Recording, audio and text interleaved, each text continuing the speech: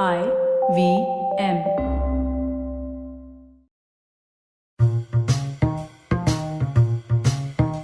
Hello and welcome to the Wire Talks. I'm Sidharth Bhatia.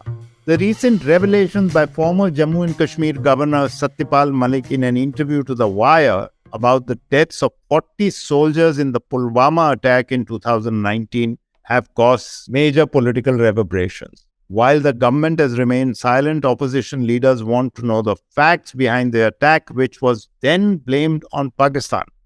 Malik said Prime Minister Narendra Modi had asked him to keep quiet about some of the questions he had raised about security issues. Malik also talked about corruption in Kashmir and how he was offered huge sums to sign on a file. In fact, 2 files.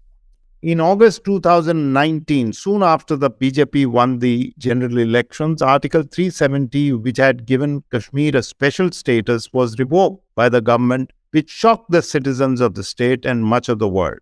Anuradha Bhasin, executive editor of the Kashmir Times, lived through all of this, and her recent book, Dismantling a State, The Untold Story of Kashmir After Article 370, gives an eyewitness account of what happened then and what has happened since. Bhasin has reported and written about Jammu and Kashmir, its politics, the conflicts, and human rights for over 3 decades. She is also a peace activist. At the moment, she is a John S. Knight Fellow for 22-23 at Stanford University, California, from where she joins us today. Anuradha Bhasin, welcome to the Wire Talks. Thank you. So, you must have heard the interview of Satya Pal Malik to The Wire. He was the former J&K governor. What do you make of generally what he has said? And I know you have written an article, but overall, what do you make of it? His interview brings out some of the harsh realities about Indian politics, about how Jammu and Kashmir has been handled by New Delhi. And that is not something that was not in the public domain. I mean, say for instance, about Pulwama attack, several people have called it a false flag operation, but a lot of concerns have been raised about security lapses, the intelligence lapses, and these have just been brushed aside earlier. So this time, these allegations have come from somebody who was in a position of power in Jammu and Kashmir and can say it authoritatively. So that is what makes it extremely serious. So he is, in that sense, was an insider, and he's not just said false flag or intelligence failure. He has given pretty solid reasons why he's saying that, and he's given a very, very crucial bit of information which may have been known, but he has actually pinpointed it, that the Home Ministry denied aircraft and this 2,500 strong convoy had to travel from Jammu to Srinagar.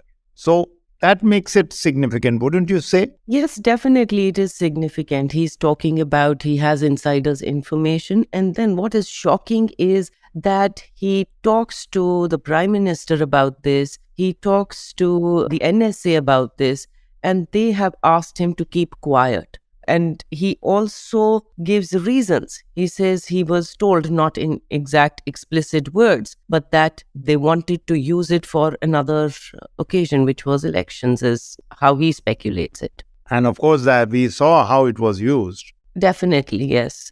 It whipped up patriotism, it whipped up, anti-Pakistan sentiment, even though I recall, I think, Pakistan condemning the attack at that time. Yes, and everything that followed after that, the Balakot operation and... Yeah. So how have you, as a Kashmiri journalist, following this at that time? Or the other journalists? I think a lot of us had raised these questions about security lapses and intelligence lapses. The questions of why the choppers were not provided, and why was such a big convoy allowed to proceed on a road? And this is an area which was militancy infested. This is an area which has so many barricades and checks and points. How was a car standing there and, it wasn't even noticed? And even later journalists have pointed out, there was a frontline report which mentioned that 11 security lab intelligence inputs were ignored And these intelligence inputs were available from January 5th onwards. So for more than a month, these intelligence inputs had been ignored, and this area had not been fully sanitized as it usually is. Even on a normal day, it is sanitized, even when there are no convoys moving. So these questions were being asked by journalists even back then. The second important point, there are many important points and I will mention them. The second important point is the fact of corruption. He says that somebody very important came to him and said, sign this file, which is about a Reliance insurance scheme for government servants. And he hints that he would have been richer by 300 crore rupees. Was there a whiff of this at that time? No, he probably talked about it much later. I don't exactly recall when, but he did mention this earlier that there were two contracts he was actually talking about. And this one particular one about the insurance scheme for employees, which he rejected. And he later talked about that he was going to be offered 150 crore for the other scheme, which was a hydroelectric project. And he mentions several people who would have been involved right now. I mean, earlier he had not given names. Right now he's clearly mentioned Ram Madhav, he's mentioned Haseeb Drabu. But earlier during his tenure, he had just mentioned, I think probably at the time that he was an outgoing governor. There was not a whiff of, but this was after Article 370 was abrogated. Am I right? Yes, it was. It definitely was, because Satya Pal Malik, he was there. Please go ahead. Definitely after Article 370 was abrogated, and it's only much later that after this contract that he rejected, he spoke about it. Do you think that post August 5, 2019, when the Article 370 was abrogated and Jammu Kashmir's special status was withdrawn, corruption in general, was there a sense among journalists especially, but also others, that corruption, large-scale corruption had begun to seep in? Corruption has always been part of, governance systems, administration, politics. It's always been there. And in Kashmir, even much more so. Or at least there has been large-scale corruption, and that is known. That for getting your work done, for your day-to-day work done, or for business contracts, there is deep-rooted corruption within the government departments. So that was not something new. What was different was in Article 370 when they abrogated. The government said that this will end corruption. One of the things that they said, apart from saying that we are going to bring in development, we are going to bring in democracy, and we are going to bring in peace, is that there has been these former politicians have been extremely corrupt in Jammu and Kashmir, and now we are going to root out corruption. And which is why all the politicians were jailed. But that sense or that corruption was creeping in, I think that came much later, because for the first 6 months, there was very little information available because there was an internet shutdown and a communication blockade. The officers were unwilling to comment on anything. And it was just that the information was not in circulation. And the sense that corruption is creeping in came a little later. Now, which brings me to the next question I was going to ask anyway.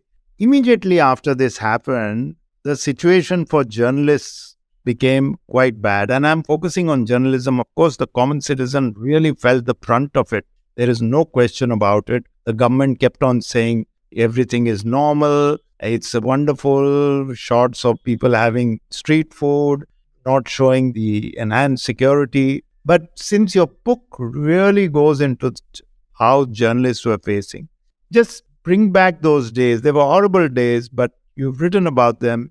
Just talk about what was the situation for journalists trying to get information. It was extremely difficult. For the journalists, they had to rely on a media facilitated center. That's what it was called. It was set up by the government, where a few computers were set up and, where the journalists would work because that was the only place where the internet connectivity was there. The phones were not working. The landline phones were also not working in the first couple of weeks. And the mobile phones, I think they were restored about 2 months later. So all that the journalists could do was visit that media facilitation center and do their work under complete surveillance. There were only 3 computers, more than 100 journalists, and some who had come from outside, so even much more, a bigger number. And they would jostle for space, which meant, people just had about 10 or 15 minutes at the computer and all their work was under surveillance. So there was a fear factor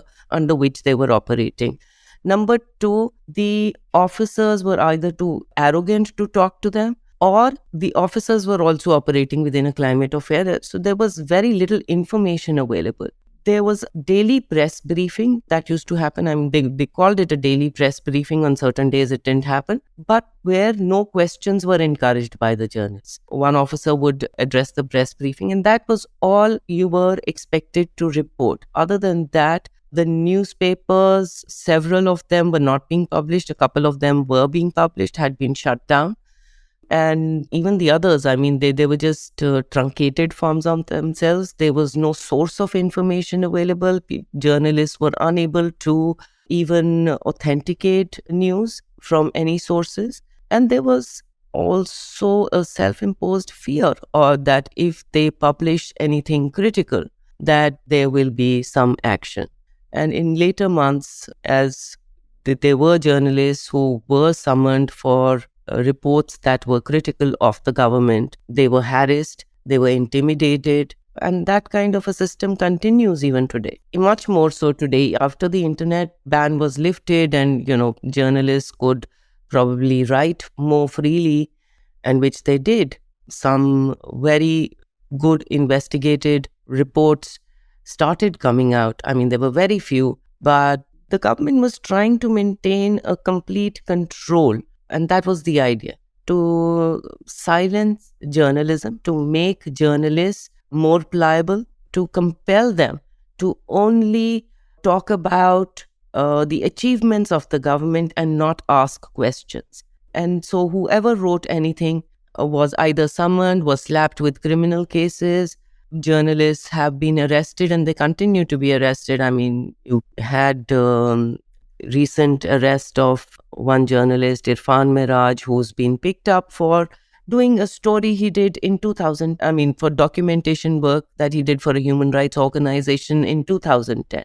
Other than that, Fahad Shah has been arrested and it's been in the news lately. His PSA has been quashed recently, but he's been arrested not in one case, but in several cases. And I think in one case, bail is still awaited. Did the journalists go to any senior official? Did the journalists go to the governor at that time? Because I think we go back to Mr. Malik. He was the governor. Did anyone approach him at that time? I'm not sure if anybody went to the governor, but he was not somebody who was very open to meeting journalists randomly. You have to pass through various, through the Raj Bhavan administration to actually get to him. If I had to meet him as a journalist, I'm not privy to his personal number. I don't know him personally. And many journalists don't. So within the Raj Bhavan, there are bureaucrats and officers sitting. And there were bureaucrats and officers in other departments as well, in the police department. And a lot of journalists talked about that whenever they approached police officers or other officers, they were unwilling to talk. There was arrogance. The other thing was that there is no internet, there are no phones available. So journalists were operating without these tools, which meant that you had to physically go and meet officers. And this was extremely difficult in the kind of situation that there was. The access between the journalists and the entire bureaucracy was completely snapped. Your petition to the Supreme Court made a difference and internet services started coming back. Was the Supreme Court very, very cooperative? I think you mentioned that it stopped at a particular level. It said it's a fundamental right, but didn't do much about it. Yeah, not just not do much about it. It said that it's a fundamental right. And since it was a petition about fundamental rights, it took 5 months to decide on the case. And that itself is disappointing. Nonetheless, there are some good things that the Supreme Court laid down, saying that internet cannot be shut for prolonged periods. However, the prolonged period has been left ambiguous. They haven't defined what a prolonged period is. The court has said that, whenever there is an internet shutdown and restrictions like these, there should be in the public domain reasons, specified reasons for why this is being done, and the public needs to know. So that is an important thing. But whenever we continue to have internet shutdowns in Kashmir, as a recent report pointed out, but these orders of how this is being done and why this is being done are not placed in the public domain. So this is a violation of the court order. You said just now that journalists are still being harassed. What is it like to be a journalist in Kashmir today? I mean, what are people coming into the profession? Are people leaving the profession? What is it like? You are a journalist, in generation journalist. You must have been harassed. I think you're not talking about it. But what is it to be a journalist today? Be a journalist today, I think even in India, it's very difficult, but Kashmir is another different level. And entire Jammu and Kashmir, for that matter. I mean, you can just gauge from the way that news from Kashmir has completely been becoming lesser and lesser and reduced to a little trickle with very little information, with very little investigation. It's reduced to a few set things that would be, safer for journalists. Nobody's talking about how the land laws are impacting people. Nobody's talking about, the government is talking about, okay, huge investments have come and big businesses are being set up. Nobody has done a reality check of how this is happening and what is really happening on the ground. And that itself is telling us about what is happening to journalism in Kashmir. Journalists speak about the fears they face while doing a story. Every time that they have to do a story, they have to be extremely cautious. They have to think of, what the repercussions would be, and which reduces their work in the public domain. They have talked about being summoned, and that's even normal now. Journalists no longer talk about being summoned or getting a phone call that this is, from some officer or the other saying that your story is objectionable and yet there will be consequences. And some of them have been summoned to police stations, subjected to long hours of interrogation, sometimes even humiliated, slapped. And these are the fears that's completely killing journalism. If you look at the local newspapers, they are just full of government handouts. And the main lead is always what the lieutenant governor is saying. The people's voices are completely missing.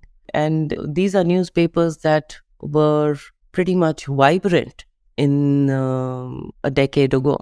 What is life like today? I recall in August 2019, the government made a statement that not a drop of blood was shed, and that things are very, very good. People have welcomed it. In your book, you write there was an eerie silence and people were numbed by this.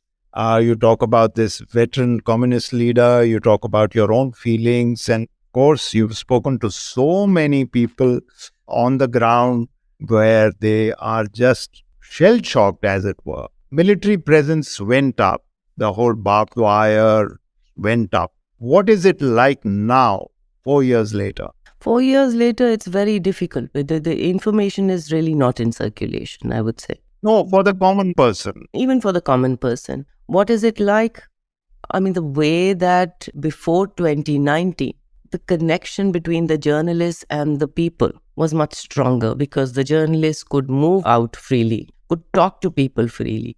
That kind of a connectivity has broken. Even in my case, I've been an editor, but I was doing field work. But mostly even sitting in my office, I would often get the feedback from people was automatic. It was coming from different regions. And of course, we had to verify and authenticate all of that. But those kind of channels completely broke. There was, even if you were to go into certain areas and talk to people about what they are facing, the people are unwilling to talk because there is an overwhelming sense of fear. that, the moment you open your mouth, there will be some repercussions of some kind of harassment in some form or the other. So people are unwilling to talk, and even off record, they are unwilling to speak in many cases. So that's the kind of problem that journalists are facing, in bringing out the story. It's not just the government that is officers that are arrogant and unwilling to speak. Ordinary people are sometimes unwilling to talk. What is life like, on a daily basis? On a daily basis, I think it would be different. There are so many people. There are 14 million people in the entire state. So there are different stories. But people are trying to get back to their normal routine lives. School, college? School, colleges, yes, they're going on. Businesses are going on. Markets are going on. There is a lot of tourism. And so people connected with tourism are going about their business. It's good business for some. But does it really, normality in Kashmir is sometimes just seen from this very superficial lens. Okay, this is normal. People are going about their lives. How much of the freedom to speak, to assemble, to even vote right now? Voting is usually seen as, is bandied about as the most democratic thing in India, which is wrong. There are other factors. It's not just elections, but there is a continuous process in a democracy where people can speak and can voice their opinions. But even those elections are not happening. So it looks normal on the surface, but it's really not when you don't have the freedom to talk to even within your circles, within smaller circles. I think that's an indication of what is really happening. We'll be right back after this short break.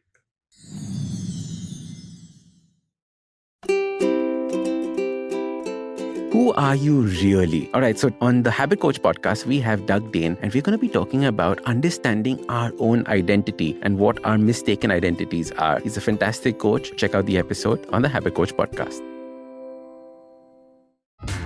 Hello, my name is Abbas. Catch me on Has It Aged Well with my co-host Urdita Wani. Our guest is film critic Mayank Shekhar. He talks about his favorite film Jo Jeeta Wahi Sikandar starring Amir Khan and Aisha Julka. Has the film aged well? What's the deal with bicycle racing and where exactly is this film set? Find out all this and more on the IVM Pop feed and YouTube channel.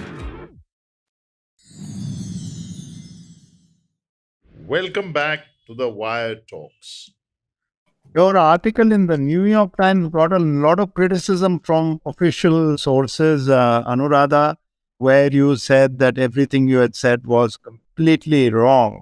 Now, without recalling the article here at this moment, you got criticized. You've also written another piece lately where you say that Mr. Malik also should be culpable for a couple of things.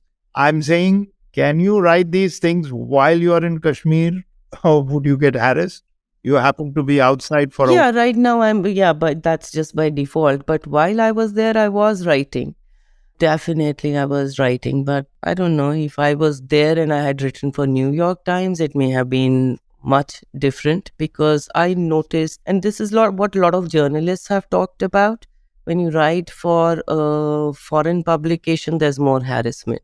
And I remember I'd written earlier for a piece for Al Jazeera, and yes, there is a bigger backlash that time. But yes, I was harassed in different ways. There were, I wasn't summoned to police stations, but there were different forms of harassing me.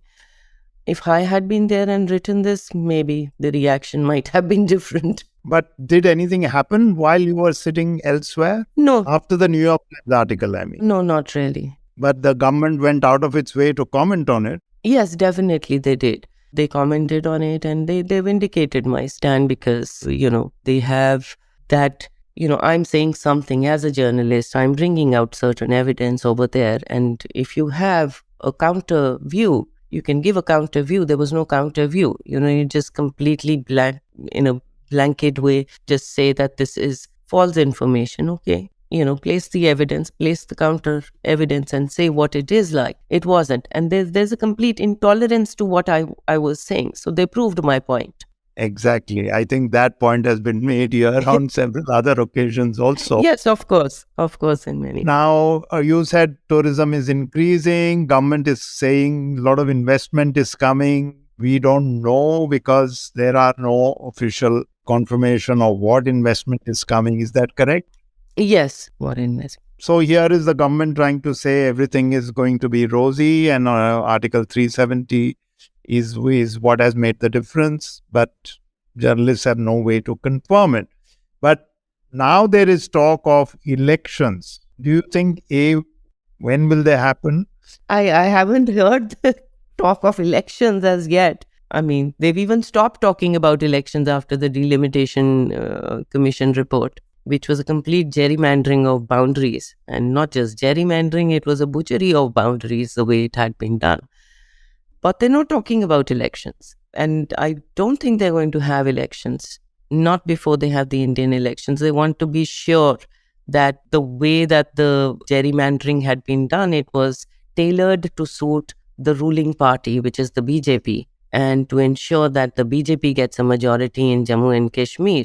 I mean, it had, of course, the party has presence in Jammu region, and which has become stronger in recent years. But post 2019, does it still exist in the way it did in 2014? I am not sure. It needs to be gauged. So they're not very certain about that either. Then definitely in Kashmir, they never really had a presence. And this is what has made them jittery. So, which is why the number of constituencies have increased in Jammu area, more and more constituencies to ensure that there is a Hindu vote bank. They have been created that way. But still, they're not very sure. They're jittery about it. And they do not want to go ahead with elections till they are fully sure that the BJP can win the elections in Jammu and Kashmir. So they'll keep it pending till then, it seems like. Why do you say they are not confident? Because two things.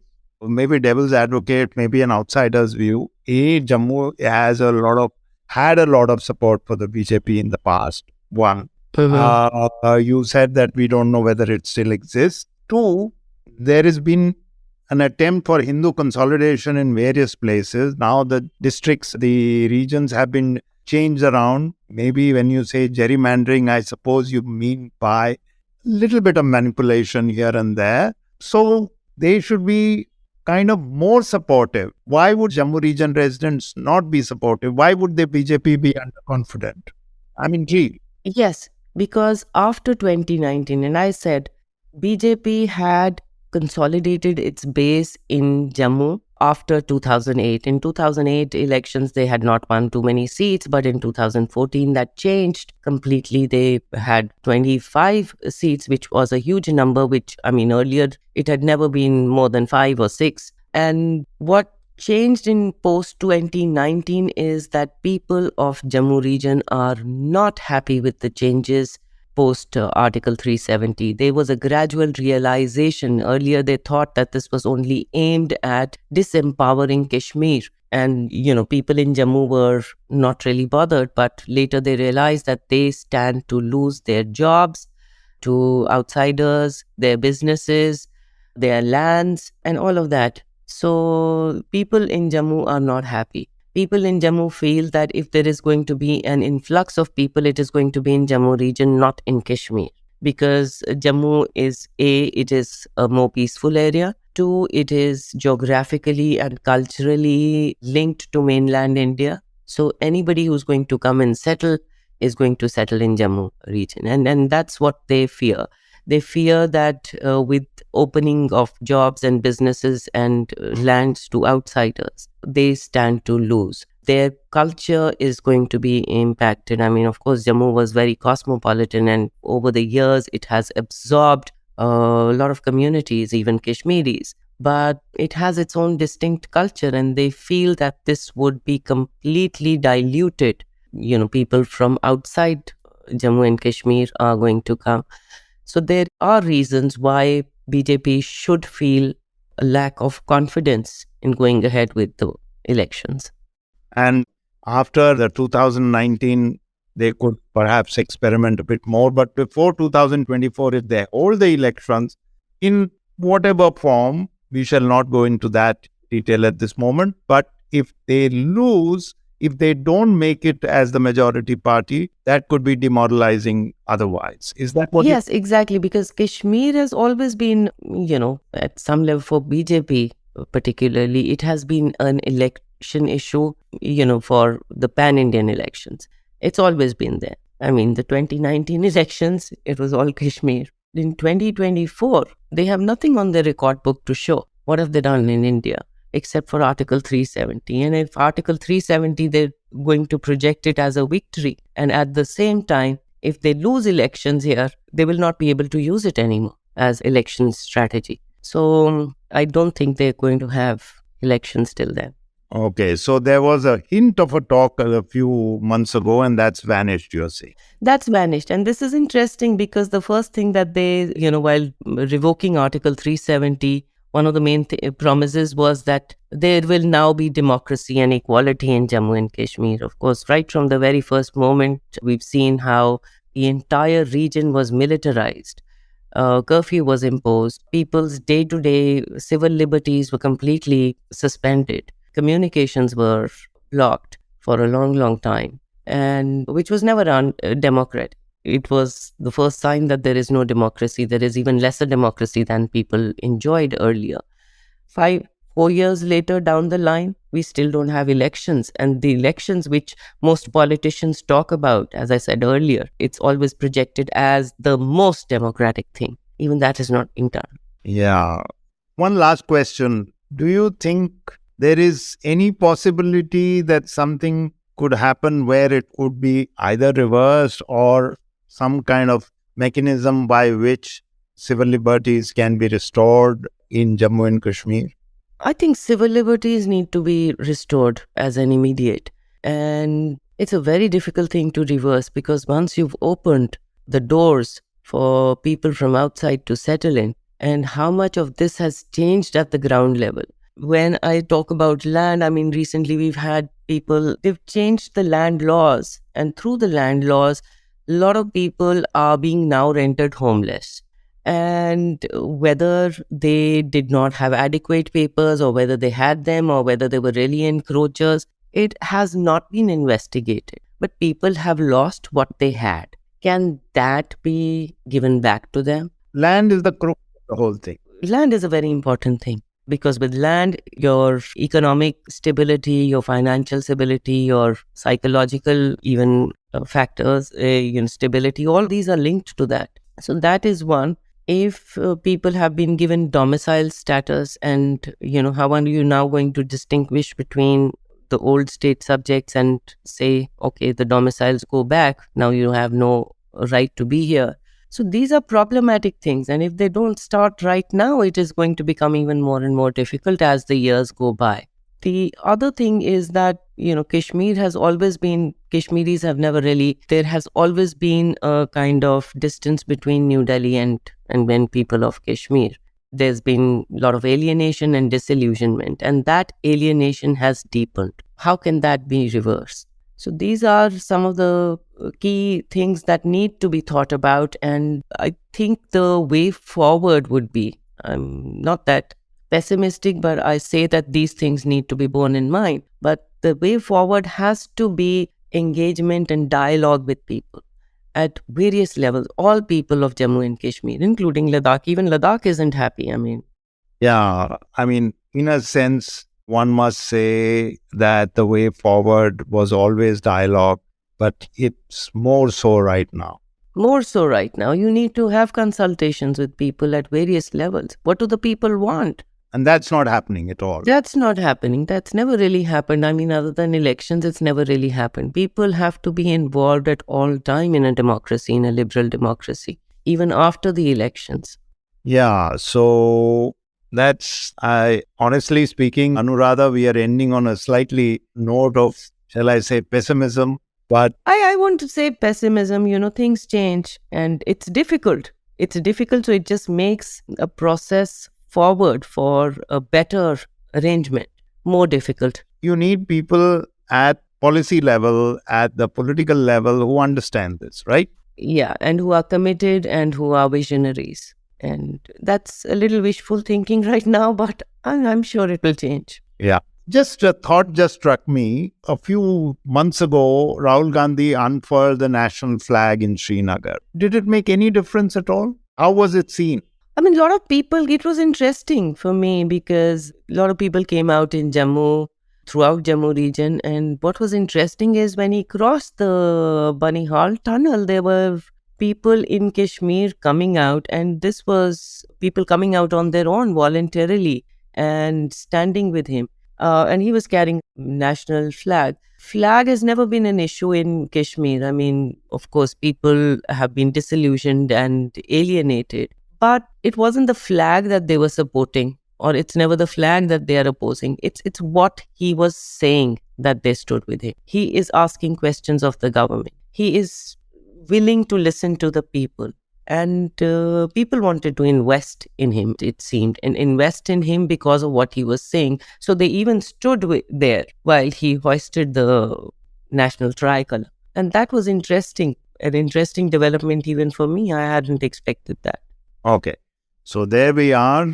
It's not all pessimism. Something can spark off hope among people and a sense of dialogue. Yes, definitely. And that I'm glad you mentioned this because you need to reach out to people. You need to learn what is it that they want. What are the problems that they're going through? Yes, that happened throughout the yatra, I'm told, from what one reads. Of course, as you know, rather than bringing in harsh laws and then just cracking down on them, and then these laws are not even in the public domain. What is the government doing? Nobody knows. They suddenly come one day with bulldozers and just demolish your houses. I mean, that's just one example, but much more is happening. So if somebody speaks a different language, people can look forward to. Yes, definitely so. Definitely. Yeah.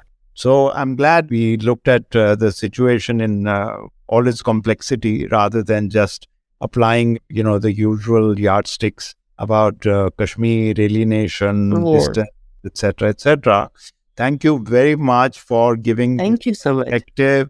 Anuradha, I know that you have your book is really, really compulsory reading for anyone who wants to understand what happened at that time and the history. I was particularly touched, I must just say it in passing, just to promote the book a little, by that story of that 93-year-old communist who started life as a politician at the age of 14 and worked hard to bring about land reforms in Kashmir, as well as, and he says on that particular day, all my work has been wasted. So all these little touches in your book, that's A Dismantled State, the untold story of Article 370 by Anuradha Bhasin, who's our guest today. Thank you very much, Anuradha. Thank you. A pleasure.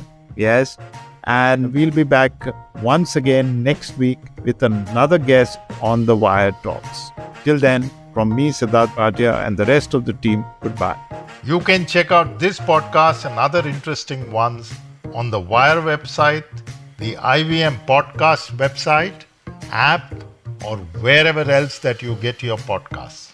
Goodbye from me, Sidharth Bhatia, and the Wire Talks podcast team. Hello, my name is Abbas. Catch me on Has It Aged Well with my co-host Urdita Wani. Our guest is film critic Mayank Shekhar. He talks about his favorite film Jo Jeeta Wahi Sikandar starring Amir Khan and Aisha Julka. Has the film aged well? What's the deal with bicycle racing and where exactly is this film set? Find out all this and more on the IVM Pop feed and YouTube channel. Hi, I'm Anupam Gupta, and on this episode of Paisa Paisa, I speak with Brajesh Mishra, co-founder and CEO at Varthana. We talk about affordable private education loans, the situation of education in our country and how to solve it. A very interesting episode on Paisa Paisa.